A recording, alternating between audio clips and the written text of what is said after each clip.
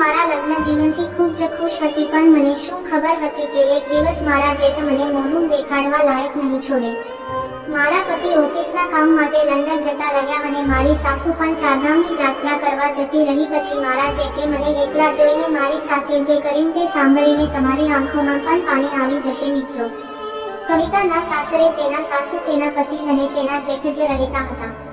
કવિતા જ્યારે પહેલી વખત સાસરે આવી ત્યારે આવીને સૌથી પહેલા તે પોતાના સાસુને પગે લાગી અને પછી પોતાના જેઠને પગે લાગી.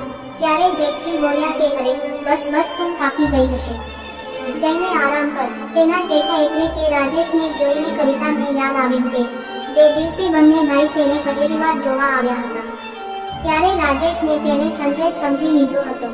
તેને તો પછી ખબર પડી હતી કે રાજેશ સંજયનો મોટો ભાઈ છે અને તેના લગ્ન રાજેશ સાથે નહીં પણ સંજય સાથે નક્કી થયા છે. અને તેને એવું એટલા માટે લાગી રહ્યું હતું કારણ કે સંજય દેખાવમાં રાજેશ કરતા મોટો લાગતો હતો. સાસરે આવ્યા એના થોડા સમય પછી કવિતાને ખબર પડી કે તેના જેઠ રાજેશ હજી કુંવારો છે અને તેને લગ્ન કરવાના હતા. એટલે જ તેમની પહેલા સંજયના લગ્ન કરાવી દેવામાં આવ્યા હતા. એક દિવસ કવિતાએ પૂછ્યું હતું, સંજય જેઠજી એકલા શું કામ છે, તેમને લગ્ન કેમ નથી કર્યા? ત્યારે સંજયે કવિતાને કહ્યું કે જ્યારે મારા પિતાજીનું મૃત્યુ થયું ત્યારે રાજેશભાઈ કોલેજમાં ભણતા હતા અને હું સ્કૂલમાં ભણતો હતો અને રાજેશભાઈ પર અચાનક જ ઘણી બધી જવાબદારીઓ આવી ગઈ હતી. તેમને ભણવાની સાથે નોકરી પણ કરી હતી અને પછી તેમને MBA પણ કર્યું અને ધીમે ધીમે તે જીવનમાં આગળ પ્રગતિ કરતા રહ્યા. અને મને મારા પગ ઉપર ઊભો કરવા માટે પણ તેમણે ખૂબ જ મહેનત કરી હતી. પણ જ્યારે તેમને લગ્નનો વિચાર આવ્યો ત્યારે તેમની લગ્નની ઉંમર જતી રહી હતી. એટલા માટે તેમણે લગ્ન ન કરવાનો જ નિર્ણય કર્યો. અને સાથે સાથે સંજયે કહ્યું કે કવિતા, રાજેશભાઈએ આપણા માટે ઘણું બધું કર્યું છે, ક્યારેય તે દુઃખી થાય તેવું ક્યારેય વર્તન કરતી નહીં. આ વાત સાંભળ્યા પછી કવિતાના મનમાં પણ તેના જેઠ એટલે કે રાજેશ માટે ખૂબ જ સન્માન વધી ગયું હતું. એક દિવસ કવિતા રાજેશને ચા આપવા ગઈ ત્યારે જોયું કે તે કોઈ પેઇન્ટિંગ બનાવી રહ્યા છે. કવિતાએ પૂછ્યું કે ભાઈ, તમે પેઇન્ટિંગ પણ કરો છો? રાજેશે હસીને જવાબ આપ્યો કે હા, માણસને એવું કંઈક કરવું જોઈએ જે ફક્ત તે પોતાના મનને ખુશ રાખવા માટે કરતો હોય. રાજેશે કહ્યું કે તમે અહીંયા બેસી જાઓ, હું તમારી એક પેઇન્ટિંગ બનાવી આપું, પછી મને કહેજો કે હું કેવી પેઇન્ટિંગ બનાવું છું. કવિતાએ પૂછ્યું કે તમે કોઈની પણ પેઇન્ટિંગ બનાવી શકો છો? ત્યારે રાજેશે કહ્યું કે હલો નહીં. તેની વાત સાંભળીને કવિતા ભૂખ બનીને ઊભી રહી ગઈ. તેને ચૂપ જોઈને રાજેશે પૂછ્યું, કવિતા ચૂપ કેમ થઈ ગઈ? કવિતા હસતા બોલી, તમે તો ચૂપ રહેવા માટે કહ્યું. આ વાત સાંભળીને રાજેશ હસવા લાગ્યો. કવિતાએ કહ્યું કે તમને ખબર છે, મને પણ ડાન્સ કરવો અને લખવું ખૂબ જ ગમે છે. આ વાત સાંભળીને રાજેશે આશ્ચર્યથી કહ્યું, અચ્છા, તો તું ડાન્સરની સાથે કરી પણ છે, તો શું લખો છો તમે? કવિતાએ રાજેશને હસતા કહ્યું, મેં તમારું નામ નથી પૂછ્યું. કવિતાએ કહ્યું કે હું મારું નામ નથી કહી રહી, હું તમને કહી રહી છું કે હું કવિતા લખું છું. તો રાજેશે કહ્યું કે અચ્છા, તો મને સંભળાવો કે તું શું લખે છે. કવિતા થોડી મૂંઝવણમાં મુકાઈ ગઈ અને એક કવિતા રાજેશને સંભળાવી અને પછી તે રાજેશ સામે જોવા લાગી. તો રાજેશે કહ્યું કે તારી કવિતા તો ખૂબ જ સારી છે. કવિતાએ ખુશ થઈને કહ્યું કે તમને સાચે એટલી બધી સારી લાગી, પણ સંજયને તો મારી કવિતા ગમતી જ નથી, એ તો મારી કવિતાને બકવાસ કરે છે. રાજેશે કવિતાના માથા પર પ્રેમથી હાથ ફેરવતા કહ્યું કે તે તો પાગલ છે, તું તેની વાત પર ધ્યાન નહીં આપ, હું તો કહીશ કે તું લવાનું ચાલુ રાખ. રાત્રે જ્યારે કવિતાએ સંજયને કહ્યું કે તું તો મારી કવિતાનો મજાક બનાવતો હતો, પણ જેઠજીને તો મારી કવિતા ખૂબ જ પસંદ આવી અને જો તેણે મારો સ્કેચ પણ બનાવ્યો છે. સંજય સ્કેચ સામે જોયા વગર જ પોતાની ફાઇલો પલટાવતા કહ્યું કે સારું છે. કવિતા આ જોઈને બોલી કે તમને તો કળાની કોઈ કદર જ નથી. સંજયે હસતા હસતા કહ્યું કે આ કળાની રમત તુને ભાઈ જ રમો, મને આનાથી દૂર રાખો. સંજયની આવી વાત સાંભળીને કવિતાના આંખમાંથી આંસુ આવી ગયા અને તે ચૂપચાપ જઈને સૂઈ ગઈ. બીજા દિવસે જ્યારે સંજય ઓફિસે જતો હતો ત્યારે તેને કવિતાને કહ્યું કે સાંભળ, આપણે ઘણા દિવસથી ક્યાંય બહાર ગયા નથી, તો સાંજે તૈયાર રહેજે, આપણે મૂવી જોવા જઈશું. પતિની આવી વાત સાંભળીને કવિતા ખૂબ જ ખુશ થઈ ગઈ અને આખો દિવસ તે ખૂબ જ ઉત્સાહિત રહી. પછી સાંજના 5 વાગી ગયા. કવિતા તૈયાર થઈ ગઈ હતી અને તે સંજયના આવવાની રાહ જોઈ રહી હતી. રાજેશ કવિતાને જોઈ રહ્યો હતો. બ્લેક સાડીમાં કવિતા સાચે જ ખૂબ જ સુંદર લાગી રહી હતી. તેણે કવિતાને પૂછ્યું, શું વાત છે કવિતા, આજે ક્યાંની જવાના છો? કવિતાએ હસીને કહ્યું કે હા, આજે હું અને સંજય મૂવી જોવા જવાના છીએ. ધીરે ધીરે 5ના 6, 6ના 7 અને પછી 8 વાગી ગયા, પણ સંજય આવ્યો નહીં.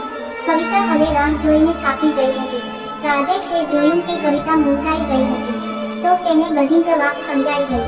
રાજેશને સંજય ઉપર ખૂબ જ ગુસ્સો આવતો હતો, તો પણ તે હસીને બોલ્યા, કંઈ વાંધો નહીં કવિતા, ચાલો આજે આપણે આઈસ્ક્રીમ ખાવા જઈએ.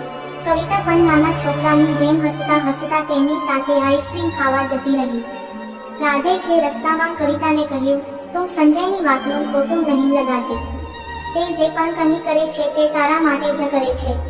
ત્યારે કવિતા ગુસ્સામાં બોલી કે તે જે કરે છે તે મારા માટે કરે છે, પણ મારી માટે તેની પાસે સમય જ નથી અને મારી કોઈ ચિંતા પણ નથી કરતા. અને જો હું જ રહી નહીં તો પછી તે આ જે મારી માટે કરી રહ્યા છે તે શું કામનું? કવિતાના આ સવાલનો રાજેશ પાસે કોઈ જવાબ ન હતો. કદાચ રાજેશ જાણતા હતા કે કવિતા સાચું કહી રહી છે. તે બંને આઈસ્ક્રીમ ખાઈ રહ્યા હતા. ત્યારે એક ભિખારી તેમની પાસે આવીને કહ્યું, 2 દિવસથી ભૂખ્યો છું, કંઈક ખાવા માટે આપી દો. ત્યારે રાજેશે ખિસ્સામાંથી 500 કાઢીને ભિખારીને આપી દીધા. ભિખારીએ આશીર્વાદમાં કહ્યું કે આપ દોનો કી જોડી સલામત રહે. કવિતાએ એકવાર માટે રાજેશ સામે જોયું અને પછી પોતાની નજર ઝુકાવી લીધી. બંને ઘરે પહોંચ્યા ત્યારે જોયું કે સંજય ઘરે આવી ચૂક્યો હતો અને ગુસ્સામાં બોલ્યો, કવિતા ક્યાં જતી રહી હતી? હું કેટલી વારથી તારી રાહ જોઈ રહ્યો છું, જલ્દી ચાલો. કવિતાએ વિચારતા જવાબ આપ્યો કે મારે આખી મૂવી જોવી હતી. મૂવીનો એમ નહીં, હું હવે થાકી ગઈ છું, હવે મારે ક્યાંય જવું નથી. સંજયની આંખો ગુસ્સાથી ભરાઈ ગઈ હતી અને તે બોલ્યો, શું મતલબ છે આનો કે મારે ક્યાંય નથી જવું? નહોતું જવું તો પહેલા જ ના પાડી દેવી હતી. મારે મારું બધું કામ મૂકીને ઘરે આવવું પડ્યું. કવિતા બોલી ગઈ, મારી માટે તો તમારી પાસે સમય છે જ નહીં. હું 5 વાગ્યાની તમારી રાહ જોઈ રહી હતી, તે કંઈ નહીં. તમારે 5 મિનિટ રાહ જોવી પડી તો આટલો બધો ગુસ્સો શું કામ કરો છો? આ વાત સાંભળતા સંજય બોલ્યો કે હું તારી જેમ નવરો નથી અને આ બધું હું તારા માટે જ કરી રહ્યો છું, બીજા કોઈ માટે નહીં. કવિતાએ શાંત અવાજમાં કહ્યું કે હું તમારી પાસે બસ થોડો સમય માંગી રહી છું, મને તે જ આપી દો. મારે તમારી પાસે બીજું કામી નથી જોઈતું. આટલું કહીને કવિતા પોતાના કપડાં બદલીને બેડ ઉપર સૂઈ ગઈ. રાજેશે બંનેની વાત સાંભળી લીધી હતી. તે વિચાર કરી રહ્યા હતા કે સંજય અને કવિતાને એકબીજાને સમય આપવાની ખૂબ જ જરૂર છે. બીજા દિવસે જ્યારે રાજેશ ઓફિસથી આવ્યા તો આવીને કહ્યું કે મમ્મી, હું ઓફિસના કામ માટે 15 દિવસ બેઠી જાઉં છું. તમે પણ મારી સાથે આવો. દિલ્હીમાં તમને માસીના ઘરે મૂકી દઈશ અને જ્યારે પાછો આવીશ ત્યારે તમને ત્યાંથી લઈ જઈશ. રાજેશની વાત સાંભળીને તેની મમ્મી તૈયાર થઈ ગઈ, પણ જ્યારે આ વાત કવિતાએ સાંભળી તો તે થોડીવાર માટે ઉદાસ થઈ ગઈ અને તેણે મમ્મીને કહ્યું કે મમ્મી, હું ઘરમાં એકલી થઈ જઈશ, તમે નહીં જાઓ તો નહીં ચાલે. ત્યારે તેની સાસુએ તેને સમજાવતા કહ્યું કે સંજય છે ને ઘરમાં તારું ધ્યાન રાખવા માટે. થોડા દિવસ તમે બંને એકબીજા સાથે વિતાવો. બીજા દિવસે સવારે રાજેશ અને તેના મમ્મી જતા રહ્યા. સંજય જ્યારે ઓફિસ જઈ રહ્યો હતો ત્યારે કવિતા પોતાના હોઠો ઉપર એક મુસ્કુરાહટ લાવતા બોલી, આજે તમે ઓફિસ નહીં જાઓ. ઘણા દિવસ થઈ ગયા છે, આપણે સાથે બેસીને વાત પણ કરી નથી.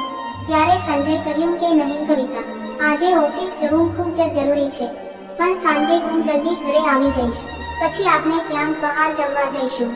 આજે પણ સાંજની રાત ક્યારે પડી ગઈ ખબર જ ના પડી, પણ સંજય આવ્યો નહીં. એકલી બેસેલી કવિતા ફોન તરફ જોઈ રહી હતી. ત્યારે ફોનની રિંગ વાગી. હેલો કવિતા, હું રાજેશ વાત કરી રહ્યો છું. કેમ છો? અને સંજય ક્યાં છે? એ તો હજી ઓફિસથી આવ્યા જ નથી. કંઈ વાંધો નહીં, આવતો જ હશે. તું તારું અને સંજયનું ધ્યાન રાખજે. આટલું કહીને રાજેશે ફોન મૂકી દીધો અને ઈચ્છા ન હોવા છતાં કવિતા રાજેશ અને સંજયની તુલના કરવા લાગી. કેટલો ફરક છે બંને ગાયોમાં. એક નદી જેવો શાંત અને બીજો સાગરના ઉછળતા મોજા જેવો. અને મારા લગ્ન સંજય સાથે નહીં પણ જો રાજેશ સાથે થયા હોત તો. તે ચોંકી ગયા. કેવો વિચાર આવી ગયો મારા મગજમાં. ત્યારે સંજય ઘરમાં દાખલ થયો. કવિતાએ ઘડિયાળ સામે જોયું તો રાતના સવારે 10 વાગી ગયા હતા. કવિતા, મને જમવાનું આપી દે. આજે હું ખૂબ જ થાકી ગયો છું અને સૂઈ જવા માંગુ છું. કવિતાએ આશ્ચર્યથી કહ્યું, મેં તો જમવાનું બનાવ્યું જ નથી.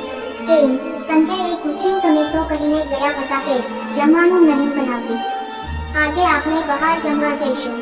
અરે, હું તો ભૂલી જ ગયો.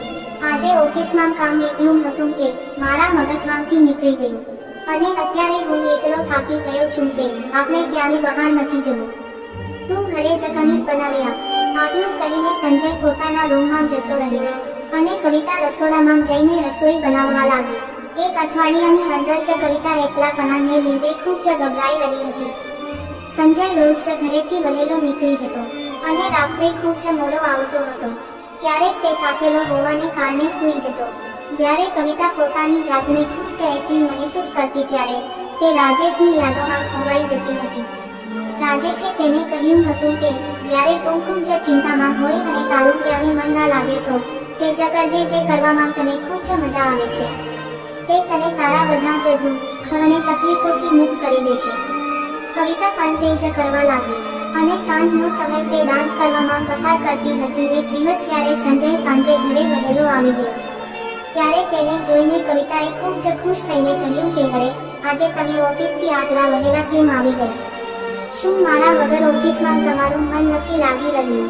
આ વાત સાંભળીને સંજય હસવા લાગ્યો અને કહ્યું, વધારે ખુશ થવાની જરૂર નથી અને જલ્દી મારો સામાન પેક કરી દે. મને ઓફિસના કામથી આજે સાંજે જ મુંબઈ જવું પડશે. કવિતા ખૂબ જ ગુસ્સે થઈ ગઈ અને કહ્યું કે સંજય, તમે ભૂલી ગયા કે કાલે આપના લગ્નની એનિવર્સરી છે. સંજય બોલ્યો, અરે, હું તો ભૂલી જ ગયો હતો, પણ તમે વાંધો નહીં. હું જ્યારે પાછો આવું ત્યારે આપણે એનિવર્સરી સાથે ઉજવી લઈશું. કવિતાએ તેના પતિને મનાવતા કહ્યું કે પ્લીઝ તમે નહીં જાઓ. હું આ ઘરમાં એકલી કઈ રીતે રહીશ? સંજય થોડો ગુસ્સામાં બોલ્યો, તું કોઈ નાની છોકરી નથી કે ઘરમાં એકલા રહી ના શકે. મારું જાવું ખૂબ જ જરૂરી છે. સંજયને જવું હતું તો તે જતો રહ્યો અને કવિતા પોતાના સપના સાથે એકલી રહી ગઈ. એનિવર્સરીના દિવસે રાજેશે ફોન કર્યો તો કવિતા ખૂબ જ નીરસ અવાજમાં વાત કરી રહી હતી. રાજેશને ખબર પડી ગઈ. તેને પૂછ્યું, શું થયું કવિતા? કેમ એટલી ઉદાસ છે અને સંજય ક્યાં છે?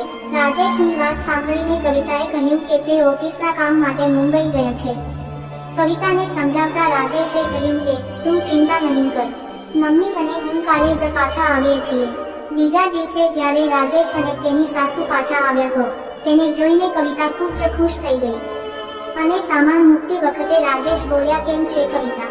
તો કવિતાએ રાજેશ અને તેના સાસુ ગયા પછી સંજય સાથે જે પણ થયું તેની વાત કરી દીધી.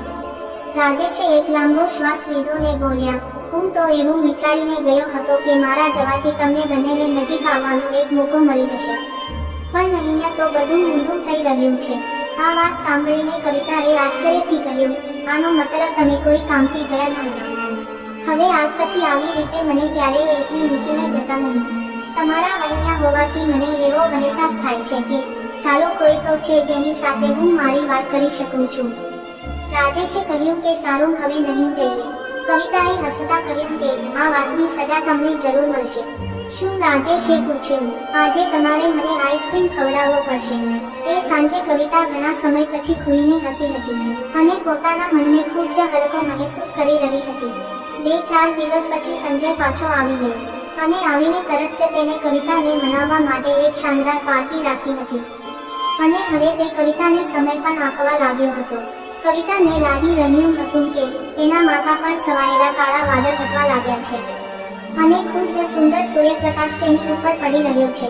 ત્યારે એક દિવસે સાંજે સંજય ઘરે આવ્યો અને આવીને તરત જ કવિતાને કહ્યું કે મારો સામાન પેક કરી દે, મારે ઓફિસના કામથી લંડન જવાનું છે. કવિતાએ ખુશ થઈને પૂછ્યું કે અરે વાહ, કેટલા દિવસ માટે? સંજય નજર નીચે કરીને કહ્યું કે 6 મહિના માટે.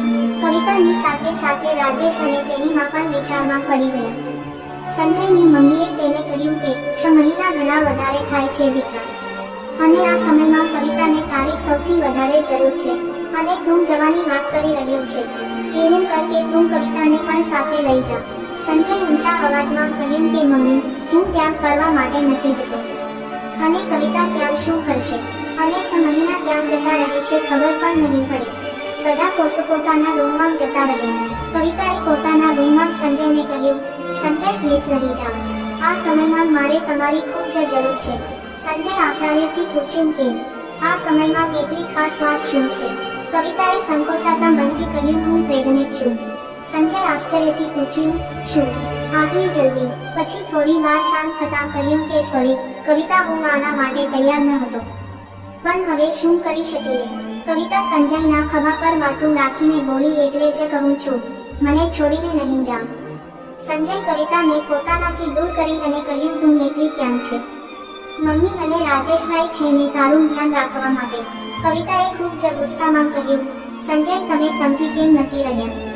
એક સ્ત્રીનું ઘર તેના પતિ સાથે જ હોય છે, અને જો તે જ ના હોય તો શું ઘર અને શું ઘરવાળા? તમારી કમી કોઈ પૂરી કરી શકે નહીં સંજય. સંજયે કહ્યું, તારી સાથે વિતાવવા માટે મારી પાસે આખી જિંદગી પડી છે, પણ વિદેશ જવાનો આવો મોકો મને બીજી વાર નહીં મળે. આટલું સાંભળીને કવિતા જાણે મૂક બની ગઈ હતી. તેને પછી એક પણ વખત સંજયને રોકવાની કોશિશ કરી નહીં, અને તેનો બધો સામાન પેક કરવા લાગ્યો. અને સંજયને એરપોર્ટ મૂકવા પણ રાજેશ એકલો ગયો હતો. સંજય ના ગયા પછી કવિતા આખો દિવસ ઘરનું કામ કરતી અને ખુશ રહેવાનો દેખાડો કરતી હતી, પણ તેની આંખોમાં ઉદાસી ચોખ્ખી દેખાઈ રહી હતી, જે રાજેશે જોઈ લીધી હતી. કવિતાને આવી હાલતમાં જોઈને રાજેશ બોલ્યો, કવિતા તું માં બનવાની છે. આવા સમયમાં તારે ખુશ જ રહેવું જોઈએ, અને આવા સમયમાં તું ખુશ નહીં રહે તો બાળકની તબિયત ઉપર આની અસર થઈ શકે છે. કવિતાએ હસીને જવાબ આપ્યો કે હું ખુશ જ છું, તમે કારણ વગરની મારી ચિંતા કરો છો. કવિતાના સાસુ અને તેના જેઠ રાજેશ બનતી કોશિશ કરતા હતા કે કવિતાને ખુશ રાખી શકે, પણ સંજયની કમી તે લોકો પૂરી કરી શકતા ન હતા. કવિતાના મોઢામાંથી નીકળેલી બધી જ ઈચ્છાઓને તેના સાસુ અને તેના જેઠ પૂરી કરતા હતા, અને આ કોશિશમાં રાજેશ ક્યારે કવિતાને પ્રેમ કરવા લાગ્યા તેને ખબર જ પડી નહીં, અને પોતાના નાના ભાઈની પત્ની માટે જ પોતાના મનમાં પ્રેમ ધરાતો જોઈને તે મનમાં પોતાને અપરાધી માની બેઠા હતા.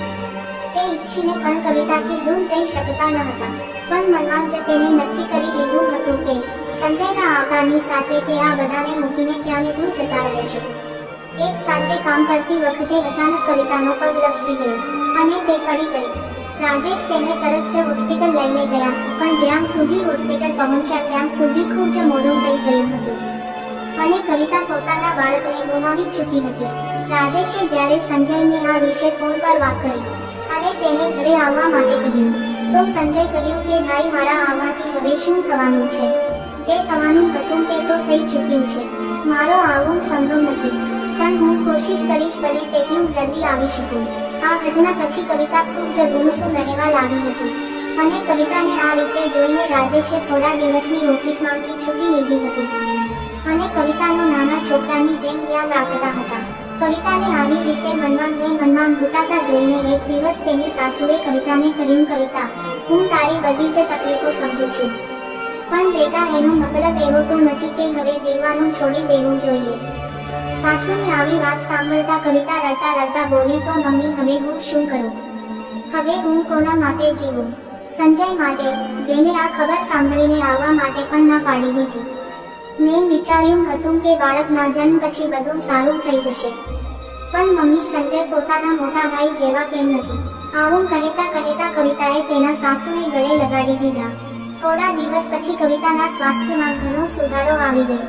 ત્યારે રાજેશ એક વ્યક્તિને ઘરે લઈ આવ્યા અને કહ્યું, કવિતા મને ખબર છે કે તને ડાન્સ કરવાનો ખૂબ જ ગમે છે, અને હું ઈચ્છું છું કે તું ડાન્સની પ્રેક્ટિસ કરે. એટલા માટે તારા માટે એક ડાન્સ ટીચર લાવ્યો છું. તે ડાન્સ ટીચર ઉંમરમાં ખૂબ જ મોટા હતા. કવિતાને એક ખૂબ જ સારા ગુરુ મળી ગયા હતા, અને કવિતાને હવે જીવનનું એક નવું લક્ષણ મળી ગયું હતું. કવિતા તેમની પાસે ડાન્સ શીખવા લાગી, અને તેને ખુશ જોઈને રાજેશ પણ ખુશ રહેતો હતો.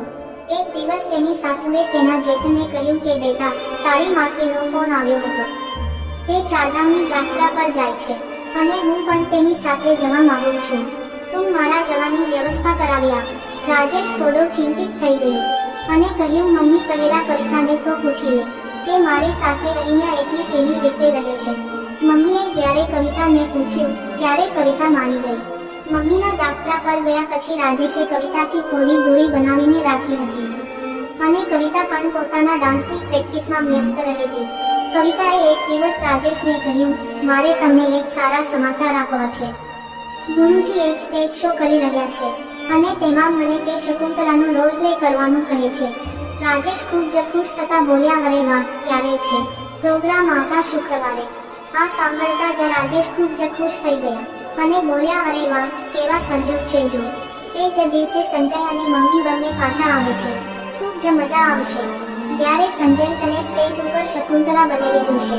બીજા દિવસે સાંજે જ્યારે રાજેશ ઘરે પાછા આવ્યા ત્યારે ખૂબ જ વરસાદ આવી રહ્યો હતો. આવતાની સાથે જ તેને કવિતાની અવાજ આવ્યો. કવિતા એક કપ ચા બનાવીને આપોને. ઘણી વાર થઈ ગઈ પણ કવિતા આવી નહીં. તો રાજેશ બહાર જઈને કવિતાને શોધવા લાગ્યો, પણ કવિતા ક્યાંની દેખાઈ નહીં.